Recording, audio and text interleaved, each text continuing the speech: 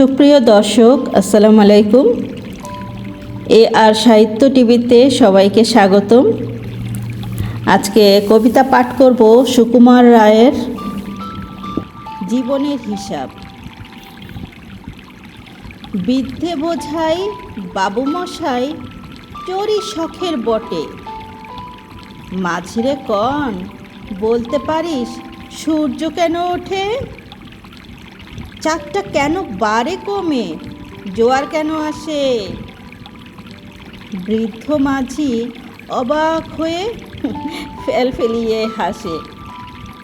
বাবু বলেন, সারা জনম মরলি রে তুই খাটি, জ্ঞান বিনা জীবনটা যে চারিয়ানাই মাটি। খানিক বাদে কহেন বাবু, বলতো দেখি ভেবে, নদীর ধারা কেমনে আসে পাহাড় হতে নেমে? বলতো কেন লবণ পোড়া সাগর ভরা পানি? মাঝি সে কয়, আরে মশাই অত কি আর জানি। বাবু বলেন, এই বয়সে জানিস নিও তাকে? জীবনটা তোর নেহাত খেলো অষ্ট আনায় ফাঁকি। আবার ভেবে কহেন বাবু, বলতো ওরে বুড়ো, কেন এমন নীল দেখা যায় আকাশের ওই চূড়ো? বলতো দেখি সূর্য চাঁদে গ্রহণ লাগে কেন? বৃদ্ধ বলে, আমায় কেন লজ্জা দেছেন হ্যান?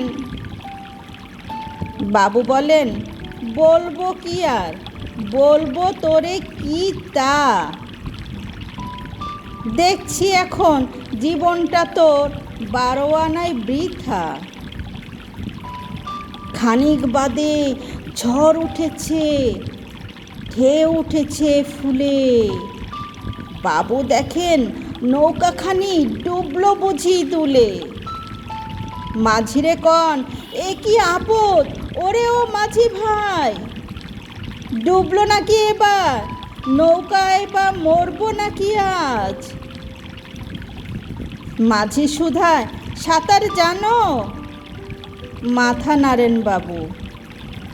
মূর্খ মাঝি বলে, মশাই এখন কেমন কাবু?